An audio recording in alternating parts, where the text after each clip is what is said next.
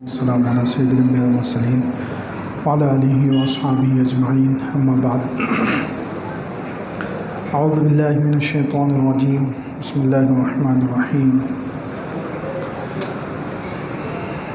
اقترب للناس حسابهم وهم في غفلة معرضون ما يأتيهم من ذکر من ربهم محدث إلا استمعوه وهم يلعبون لاهية قلوبهم وأسروا النجوى الذين ظلموا هل هذا إلا بشر مثلكم أفتأتون السحر وأنتم تبصرون صدق الله العظيم. اللهم صل على سيدنا محمد وعلى آل سيدنا محمد وبارك وسلم. اللهم صل على سيدنا محمد وعلى آل سيدنا محمد وبارك وسلم. اللهم صل على سيدنا محمد وعلى آل سيدنا محمد وبارك وسلم.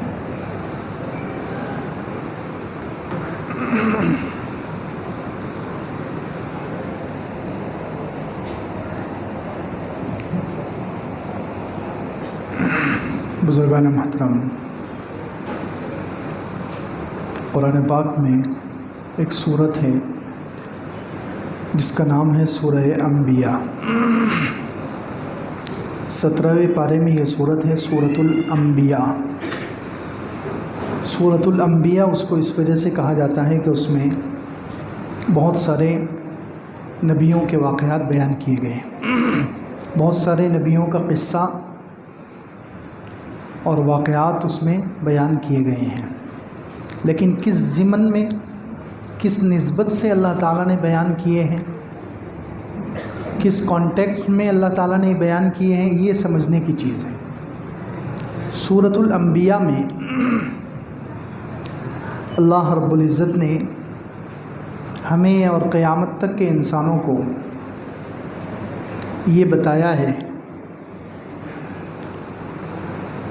کہ مصیبتوں سے بچنے میں، دنیا اور آخرت میں جو بھی مصیبت ہو، جو بھی مشکل ہو، جو بھی آزمائش ہو، جو بھی پریشانی ہو، اس سے بچنے کے لیے سب سے اہم چیز تمہارا اپنا عمل ہے، تمہاری عبادت، تمہاری اطاعت.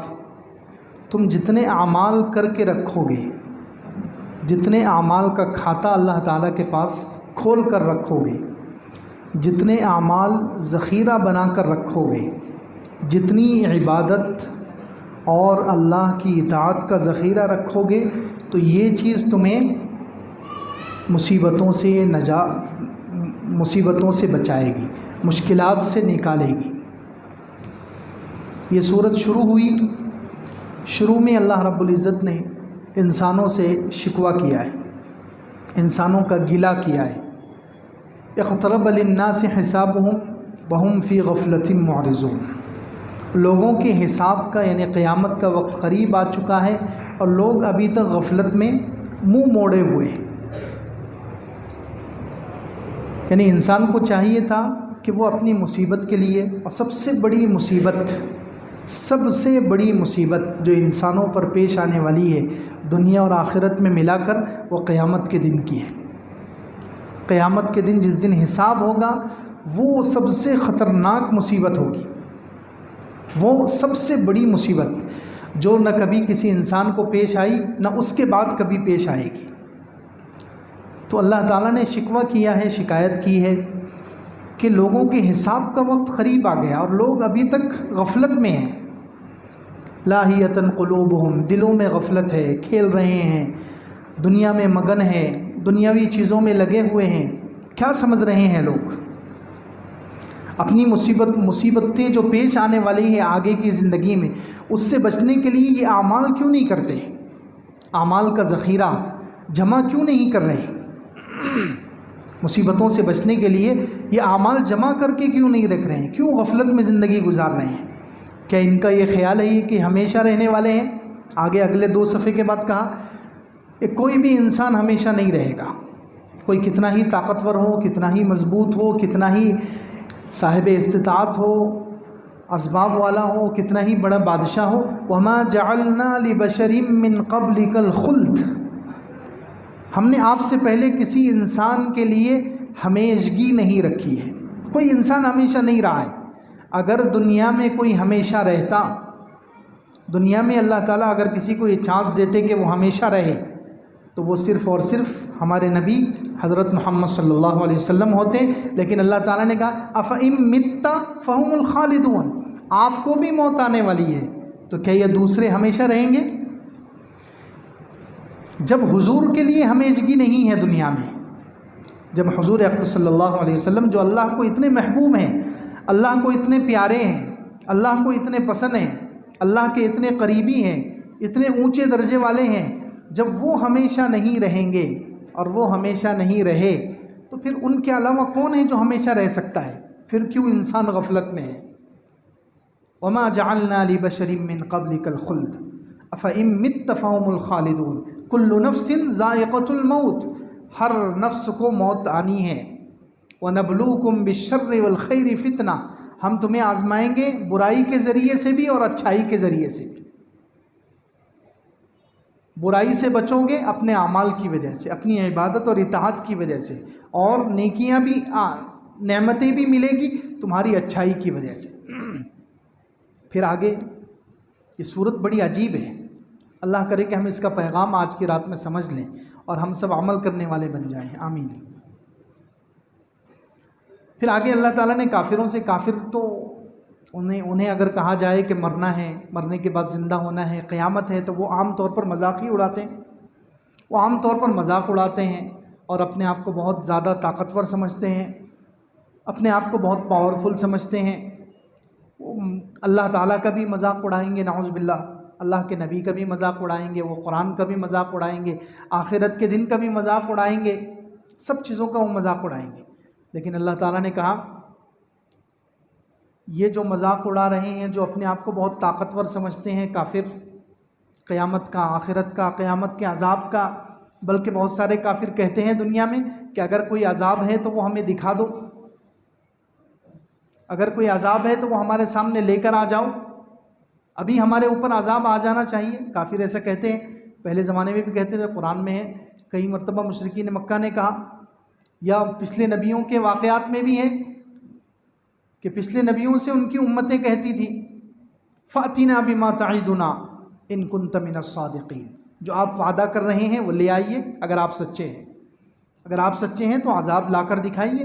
تو یہ جو آج بہادر بن رہے ہیں، یہ جو کافر آج بہادری دکھا رہے ہیں اور اللہ کے عذاب کا نعوذ باللہ مذاق اڑاتے ہیں، تو اللہ کا عذاب اتنا خطرناک، عذاب کا پہلا جھونکا، عذاب کا جو پہلا جھونکا ہے وہ اتنا خطرناک ہے کہ یہ کافروں کی ساری ہیکڑی نکال دے گا، پورا غرور اور تکبر ان کا مٹی میں مل جائے گا۔ یہی اسی صورت میں اللہ تعالیٰ نے کہا وَلَئِن مَسَّتْهُمْ نَفْحَةٌ مِّنْ عَذَابِ رَبِّكَ لَيَقُولُنَّ يَا وَيْلَنَا إِنَّا كُنَّا ظَالِمِينَ۔ اگر دیکھیے اس آیت میں اللہ تعالیٰ نے عذاب کو ہلکا کر کے بیان کیا ہے، یعنی مفسرین کہتے ہیں عذاب کے پہلے جھونکے کا اللہ نے تذکرہ کیا ہے، جو مین عذاب ہے، جو اہم عذاب ہے، جو خطرناک عذاب ہے، اس کا تذکرہ نہیں ہے۔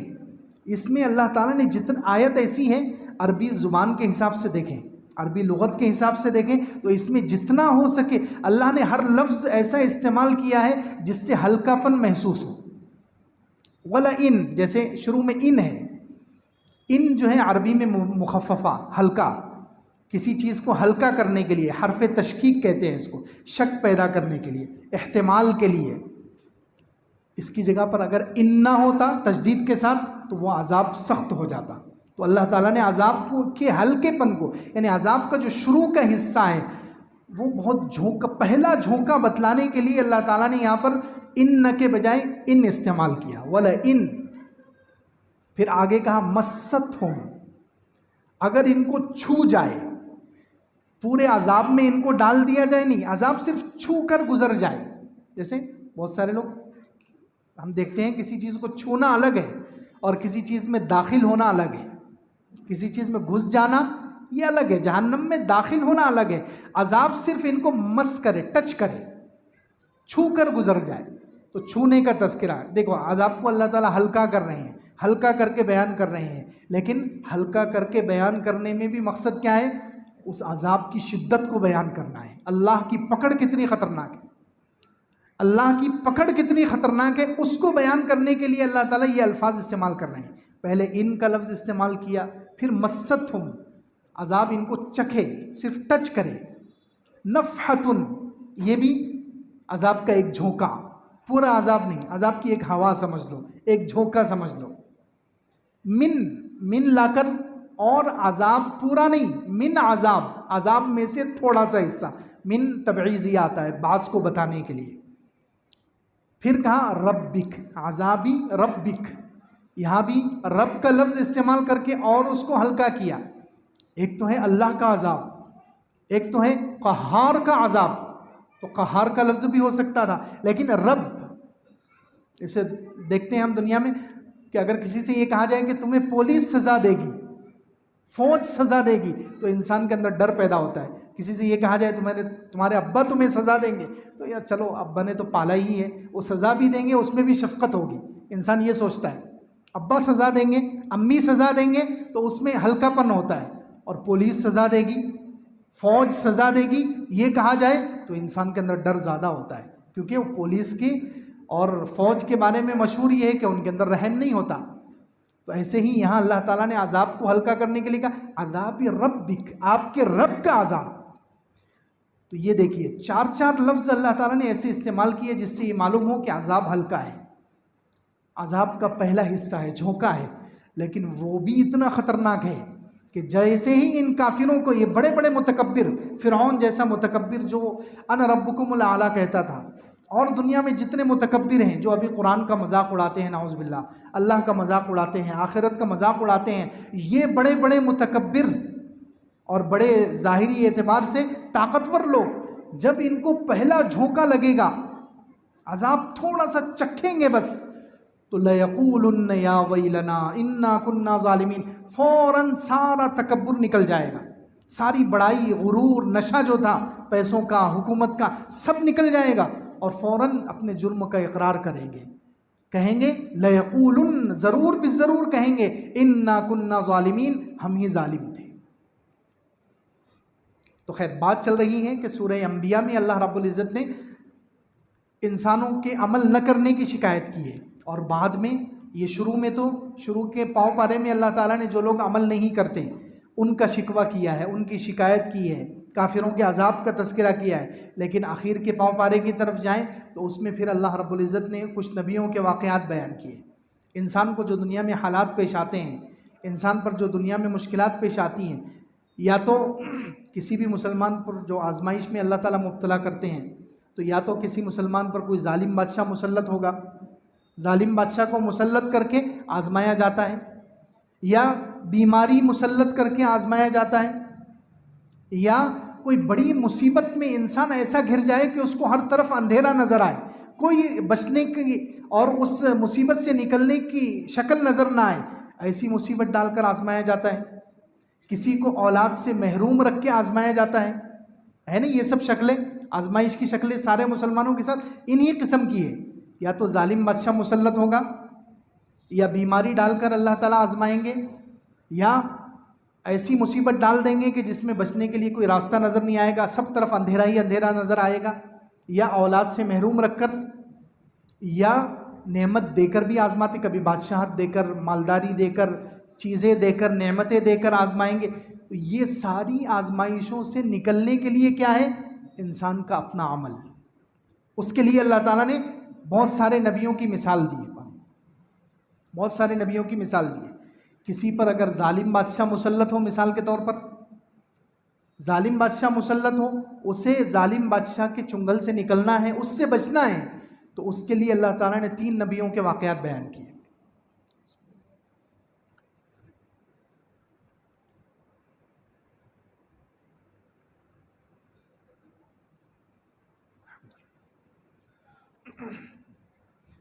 ظالم بادشاہ کسی پر مسلط ہیں تو ظالم بادشاہ سے بچنے کے لیے 3 نبیوں کے واقعات، حضرت ابراہیم علیہ السلام، حضرت نوح علیہ السلام، حضرت لوط علیہ السلام، ان تینوں کا واقعہ اس صورت میں اللہ تعالیٰ نے 2 صفحے میں بیان کیا۔ حضرت ابراہیم علیہ السلام پر بھی نمرود مسلط تھا، نمرود بادشاہ مسلط تھا، اور اس نے حضرت ابراہیم علیہ السلام کو آگ میں ڈال کر ختم کرنے کی تک کوشش کی ہے، لیکن اللہ رب العزت نے حضرت ابراہیم علیہ السلام کو بچا لیا۔ کیوں؟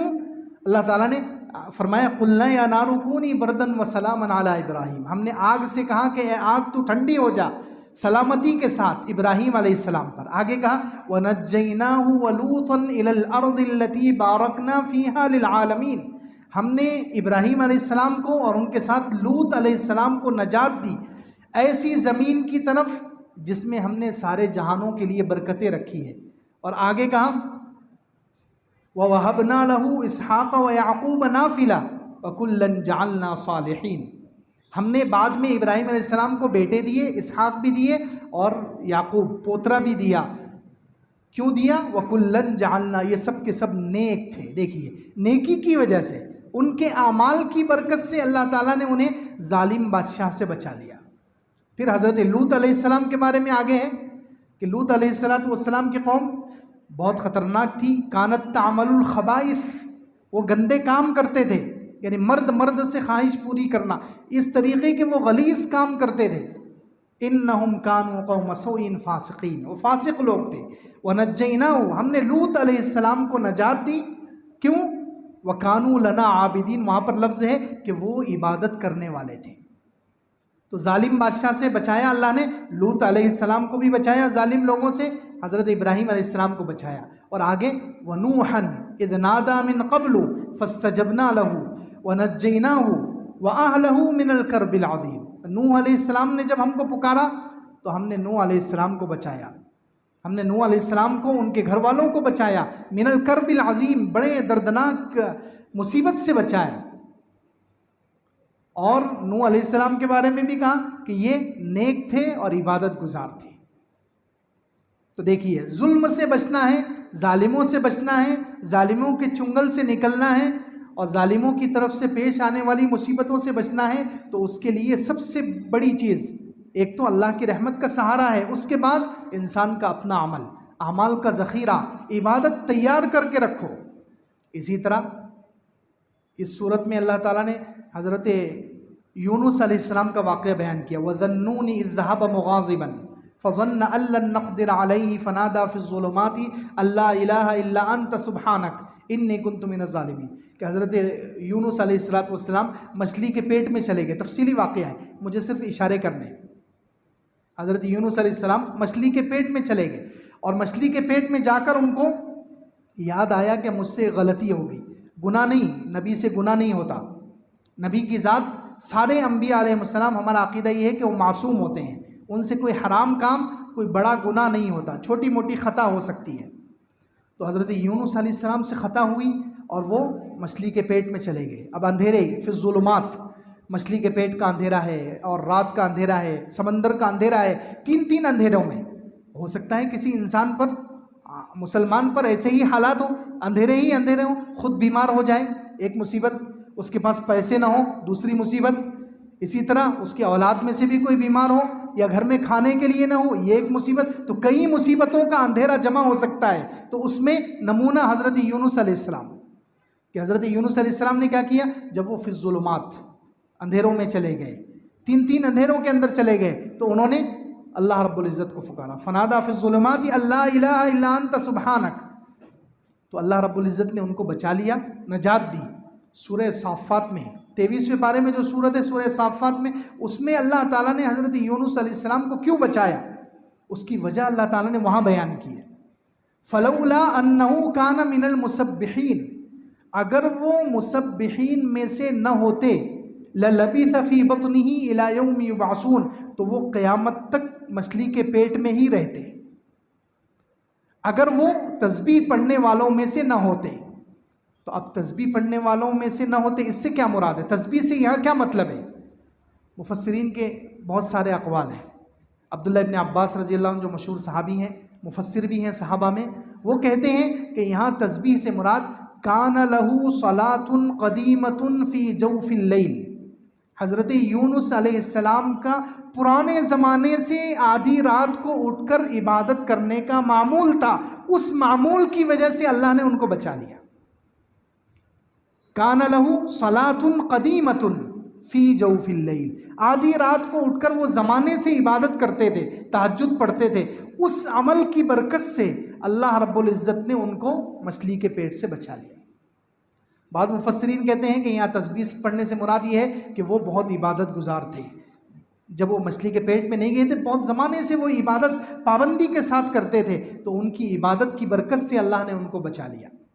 بعض کہتے ہیں کہ تسبیح سے مراد اللہ کا ذکر ہے، کہ وہ اللہ کا ذکر کثرت سے کرنے والے تھے۔ بعض کہتے ہیں کہ ان کا کوئی ایک عمل تھا جو چھپا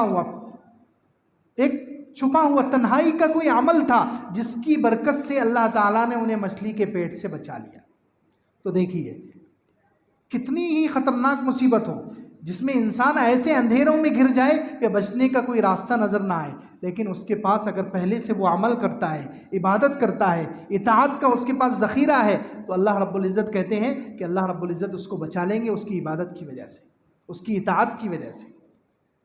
اسی طرح اگر کوئی انسان گناہوں میں پڑ رہا ہے، کوئی شہوت ہے، شہوت میں مبتلا ہے، شہوت سے اس کو بچا نہیں جا رہا، سامنے گناہ کا موقع آ رہا ہے، تو گناہ کا موقع سامنے ہے اور آدمی گناہ سے بچ جائے، یہ بھی اس کی عبادت کی وجہ سے ہوگا، اس کی اطاعت کی وجہ۔ جس کے پاس پہلے سے عبادت کا ذخیرہ ہوگا، اطاعت کا ذخیرہ ہوگا، اللہ اس کو گناہ میں پڑنے سے بچا لے گا، اللہ اس کو شہوت میں پڑنے سے بچا لے گا، اللہ اس کو حرام میں پڑنے سے بچا لے گا۔ مثال حضرت یوسف علیہ السلام کا واقعہ ہے۔ حضرت یوسف علیہ السلام کو زلیخا نے، مصر کے جو بڑے وزیر کی بیوی ہے، خوبصورت ہے، وہ حضرت یوسف علیہ السلام کو دعوت دے رہی ہے حی تلک۔ اب کتنے حضرت یوسف علیہ السلام کتنی بڑی مصیبت کا شکار ہیں، ایک تو جوان ہیں، خوبصورت ہیں، پھر شادی نہیں ہوئی، بیوی پاس نہیں ہے، تو جو جوان بھی ہو، طاقتور بھی ہو اور شادی نہ ہو تو اس کی شہوت بھڑکنے کا اندیشہ ہوتا ہے، اس کے شہوت کے بھڑکنے کا اندیشہ ہوتا ہے۔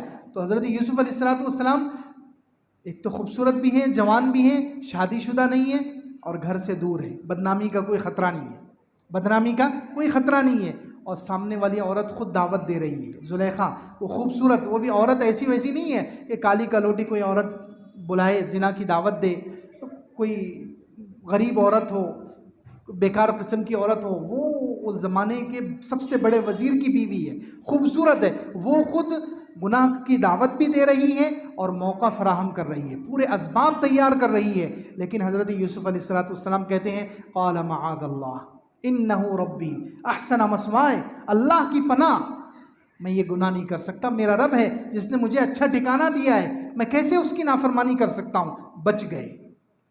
تو کیوں بچے؟ آگے اللہ تعالیٰ نے کہا کذالک لنصرف عنہ السوء والفحشاء، ہم نے یوسف سے برائی کو پھیر دیا۔ اور کیوں پھیرا ہم نے؟ انہ من عبادنا المخلصین، دو قراتیں ہیں، مخلصین بھی پڑھا گیا ہے کہ وہ ہمارے مخلص بندے، لام کے زبر کے ساتھ مخلص، اور بعض قاری پڑھتے ہیں مخلصین کہ وہ مخلص تھے۔ کیا مطلب؟ مخلص کا مطلب یہ ہے کہ انہوں نے اکیلے میں اندھیروں میں پہلے سے اتنے اعمال جمع کر رکھے تھے کہ ان اعمال کی برکت سے اللہ نے حضرت یوسف علیہ السلام کو زنا سے بچا لیا۔ یا مخلص لام کے زبر کے ساتھ پڑھیں تو اس کا مطلب یہ تھا، اللہ تعالیٰ کہہ رہے ہیں انہ من عبادنا المخلصین، وہ ہمارے مخلص بندوں میں، یعنی انہوں نے اپنے دل کو غیر سے پاک کر کے دل ہمارے حوالے کر دیا تھا، پہلے سے دل سے وہ اللہ کو چاہتے تھے، اس عمل کی وجہ سے اللہ نے انہیں زنا سے بچا لیا۔ تو دیکھیے شہوت سے بچنا ہے، گناہ میں پڑنے سے جو انسان بچنا چاہتا ہے تو اسے بھی چاہیے کہ عبادت کا ذخیرہ جمع کرے، اعمال کا ذخیرہ جمع کرے۔ اسی طرح اور کوئی مصیبت ہے، بیمار پڑ گیا، کوئی بیماری سے نکلنا ہے، تو بیماری سے نکلنے کے لیے بھی اعمال کا ذخیرہ، عبادتیں تیار کر کے رکھو تاکہ یہ مصیبتوں کے وقت میں کام آئے۔ یہ سورہ انبیاء ہمیں یہ پیغام دے رہی ہے، زیادہ سے زیادہ اعمال کا ذخیرہ تیار کر کے رکھو، اور جب مصیبت آئے ان اعمال کے واسطے سے دعا کرو، تو وہ اعمال کی برکت سے اللہ تمہیں مصیبتوں سے بچائے گا، دنیا کی بھی مصیبت سے بچائے گا اور آخرت کی مصیبتوں سے بھی بچائے گا۔ اب حضرت ایوب علیہ السلام کی مثال لے لیں، اسی صورت میں سورہ انبیاء میں 17ویں پارے میں اللہ تعالیٰ نے ایوب علیہ السلام کا واقعہ بیان کیا۔ وہ بیمار ہوئے اور ایک مصیبت نہیں، حضرت ایوب علیہ السلام پر کئی مصیبتیں آئی۔ اللہ تعالیٰ نے جب ان کو آزمانے کا فیصلہ کیا، پہلے ان کا سارا مال چھین لیا گیا، سارا مال ضائع ہو گیا، پورا جتنا مال تھا سب مال اللہ تعالیٰ نے لے لیا، چھین لیا گیا ان سے آزمائش کے لیے۔ پھر روایتوں میں ہے، حدیث میں ہے، صحیح حدیثوں میں کہ ان کے 11 بیٹے تھے، 11 کے 11 بیٹے مر گئے ایک ساتھ۔ اللہ نے آزمانے کا فیصلہ کیا تو اتنا خطرناک ان کو آزمایا، 11 بیٹے ایک ساتھ مر گئے۔ پھر بیماری بھی ایسی، 1 مہینہ 2 مہینہ 4 مہینہ 1 سال نہیں۔ مسند احمد میں صحیح روایت ہے، صحیح سند کے ساتھ، اللہ کے رسول صلی اللہ علیہ وسلم کہتے ہیں کہ وہ 18 سال بیمار رہے۔ کتنے سال؟ 18 سال بیمار رہے۔ اب بتائیے 18 سال تک انسان بیمار ہے، سارا مال لے لیا گیا، اولاد بھی لے لی گئی، لیکن انہوں نے صبر کیا اور جو وہ اعمال کرتے تھے وہ اعمال کرتے رہے۔ بعد میں جب اللہ بہت پریشان ہوئے، اللہ تعالیٰ سے دعا کی، وَأَيُّوبَ إِذْ نَادَىٰ رَبَّهُ أَنِّي مَسَّنِيَ الضُّرُّ وَأَنْتَ أَرْحَمُ الرَّاحِمِينَ۔ جب ایوب نے اپنے رب کو پکارا کہ اے اللہ مجھے بہت تکلیف پہنچ چکی ہے، انی مسنی الضر وانت ارحم الراحمین، اے اللہ آپ سب سے زیادہ رحم کرنے والے ہیں۔ فکشفنا ما به من ضر، جو تکلیف تھی اللہ تعالیٰ کہہ رہے ہم نے ان سے وہ تکلیف دور کر دی۔ وآتیناہ اہلہ ومثلہم معہم، ہم نے ان کو گھر والے، ان کے بچے وغیرہ اور مال ڈبل کر کے دیا۔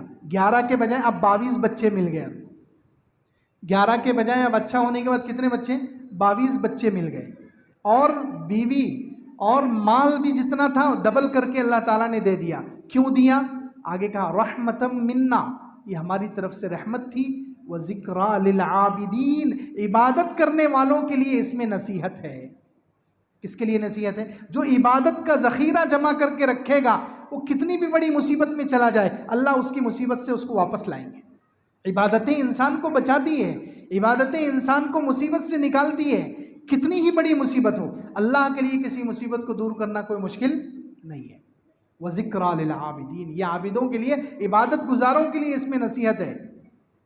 پھر آگے وَإِسْمَاعِيلَ وَإِدْرِيسَ وَذَا الْكِفْلِ، ان 3 نبیوں کا، اسماعیل علیہ السلام، ادریس علیہ السلام، ذو الکفل، کل من الصابرین، یہ سب کے سب صبر کرنے والے تھے۔ وَأَدْخَلْنَاهُمْ فِي رَحْمَتِنَا، ہم نے ان سب کو اپنی رحمت میں داخل کیا۔ إِنَّهُمْ مِنَ الصَّالِحِينَ، یہ سب کے سب نیک تھے۔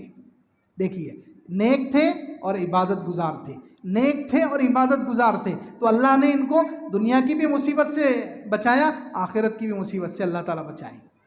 حضرت داؤد علیہ السلام کو لے لیجئے، اس صورت میں حضرت داؤد اور سلیمان علیہ السلام کا بھی واقعہ ہے۔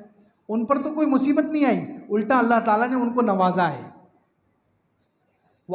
اللہ تعالیٰ نے ان کو آتاہ اللہ الملک والحکمت وعلمہ مما یشاء، داؤد علیہ السلام کو ملک دیا، بادشاہت دی اللہ نے، حکمت دی اللہ نے، علم دیا اللہ نے، سب کچھ دیا۔ ان کے پاس تو نعمتیں تھیں۔ پھر جب مکہ مکرمہ میں حضور اقدس صلی اللہ علیہ وسلم پر حالات بہت تنگ ہو گئے، کافروں نے بہت ستانا شروع کر دیا، بہت پریشان کیا، تو اللہ تعالیٰ نے سورہ صاد کی یہ آیتیں اتاری۔ اس میں کیا فرمایا؟ اصبر علی ما یقولون واذکر عبدنا داؤد ذا الایدِ، آپ جو یہ کافر آپ کو ستاتے ہیں، جو گندے گندے جملے کہتے ہیں، آپ اس پر صبر کیجئے۔ حضور اقدس صلی اللہ علیہ وسلم سے کہا جا رہا ہے کہ کافر آپ کے بارے میں جو جملے کہہ رہے ہیں، جو آپ کو طعنہ کستے ہیں، آپ اس پر صبر کیجئے۔ واذکر عبدنا داؤد، ہمارے بندے داؤد کو یاد کیجئے، ذا الایدِ، جو بہت طاقتور تھے۔ کیا مطلب؟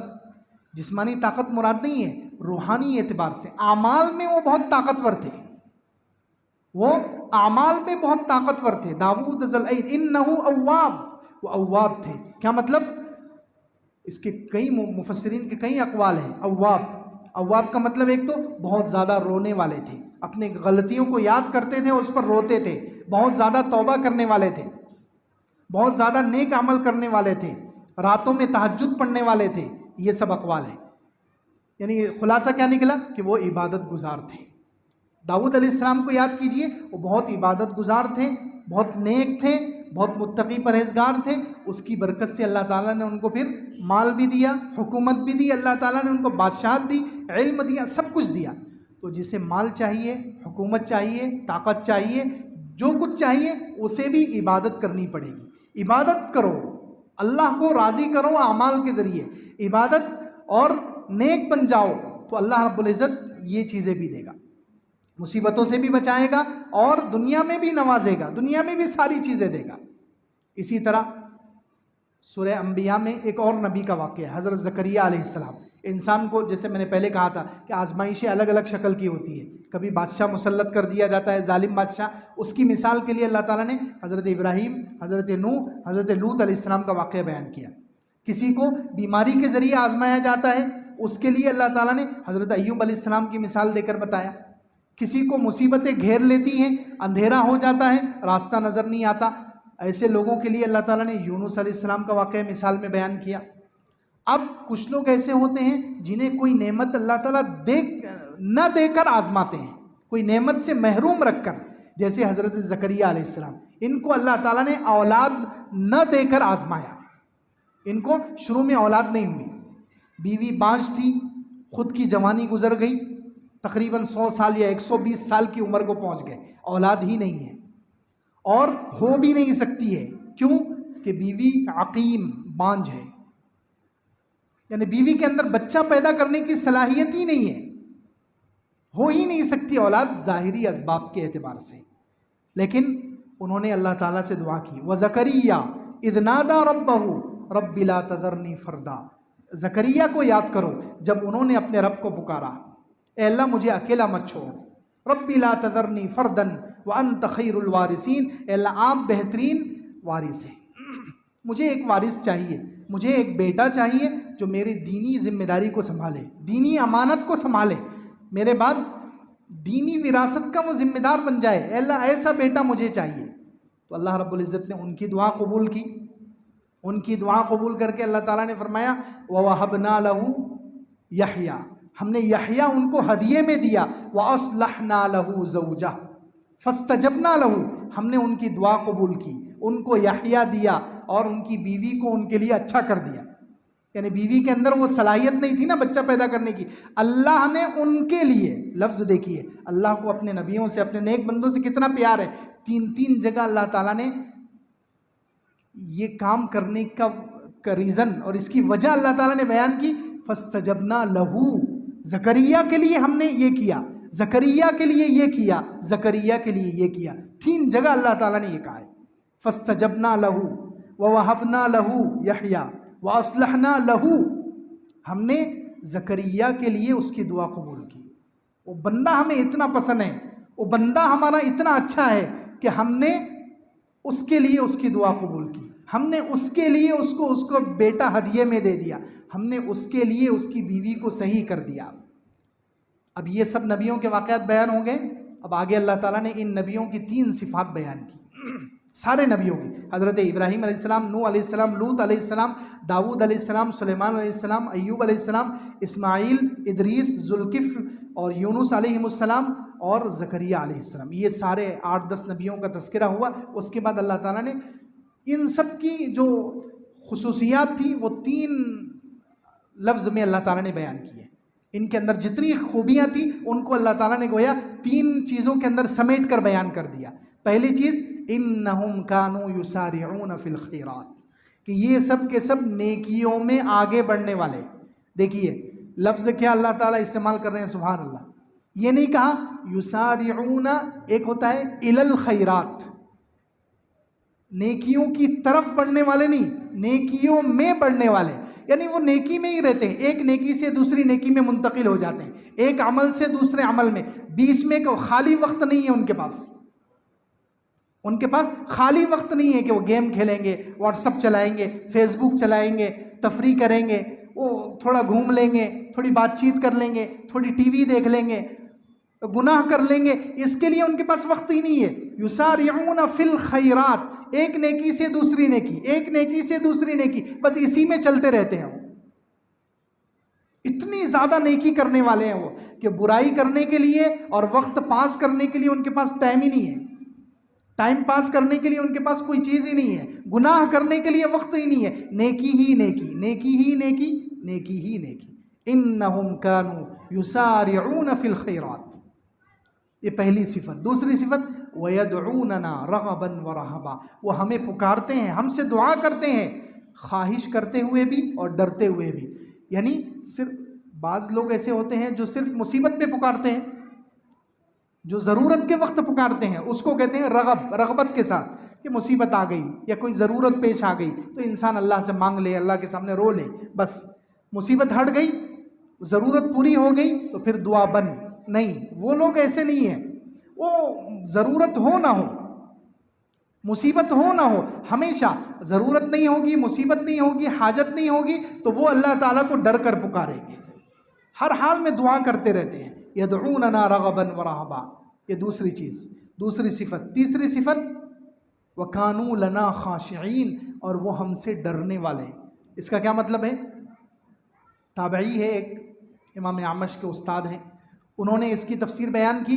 وَكَانُوا لَنَا خَاشِعِينَ کا مطلب یہ ہے کہ وہ جب اکیلے میں تنہائی میں جاتے ہیں پردے گرا دیتے ہیں. دنیا میں ان کو انسانی آنکھ دیکھنے والی نہیں رہتی، دیواروں کے پیچھے چلے گئے، کمروں میں چلے گئے، تو وہاں اللہ تعالیٰ کبھی ان کو برائی پر نہیں دیکھتے. اللہ اکبر. یعنی اکیلے میں کبھی وہ گناہ نہیں کرتے. اکیلے میں اللہ تعالیٰ جب بھی ان کو دیکھیں گے نیکی پر دیکھیں گے، بھلائی پر دیکھیں گے. اکیلے میں اللہ تعالیٰ نے کبھی ان کو گناہ کرتے ہوئے نہیں دیکھا. یہ ہے خشوع کا مطلب. وَكَانُوا لَنَا خَاشِعِينَ. یہ تین صفت تھی، اس کی وجہ سے اللہ تعالیٰ نے ان کو مصیبتوں سے بچایا. تو یہ سورہ انبیاء ہمیں یہ پیغام دے رہی ہے. سورہ انبیاء ہمیں یہ سکھاتی ہے کہ ہر انسان کو چاہیے کہ وہ اعمال کا ذخیرہ تیار کرے، اعمال عبادتوں کے پہاڑ تیار کر کے رکھے تاکہ مصیبتوں میں کام آئے. اس کی برکت سے، عبادتوں کی برکت سے اللہ تعالیٰ مصیبتوں سے بچاتا ہے. نیک ہونے کی وجہ سے اللہ تعالیٰ مصیبتوں سے نکالتا ہے. بڑی بڑی مشکلات اللہ تعالیٰ عبادت کی برکت سے، اطاعت کی برکت سے، نیکی کی برکت سے اللہ تعالیٰ بڑی بڑی مشکلات ٹال دیتا ہے، بڑے بڑے حالات سے نکال دیتا ہے. آج مسئلہ یہ ہے کہ ہمارے پاس یہ چیزیں تیار نہیں ہوتی، اس لیے ہم پریشان ہوتے ہیں. ہمارے پاس اعمال کا ذخیرہ نہیں ہوتا، عبادتوں کا ذخیرہ نہیں ہوتا، تو پھر ہم پریشان ہوتے ہیں. تو اس لیے ہمیں چاہیے کہ ہم اپنی زندگی کو عبادت والا بنائیں، اطاعت والی بنائیں، نیکی والی زندگی بنائیں، تاکہ یہ نیکیاں، یہ عبادتیں، یہ اطاعتیں، ان کی برکت سے اللہ ہمیں دنیا کی بھی مصیبتوں سے، مشکلات سے بچائے، اور آخرت کی بھی مصیبتوں سے اللہ تعالیٰ اس کی برکت سے ہی بچائیں گے. اللہ رب العزت سے دعا ہے اللہ تعالیٰ ہمیں کہی ہوئی سنی باتوں پر عمل کی توفیق عطا فرمائے. آمین. وآخر دعوانا الحمدللہ.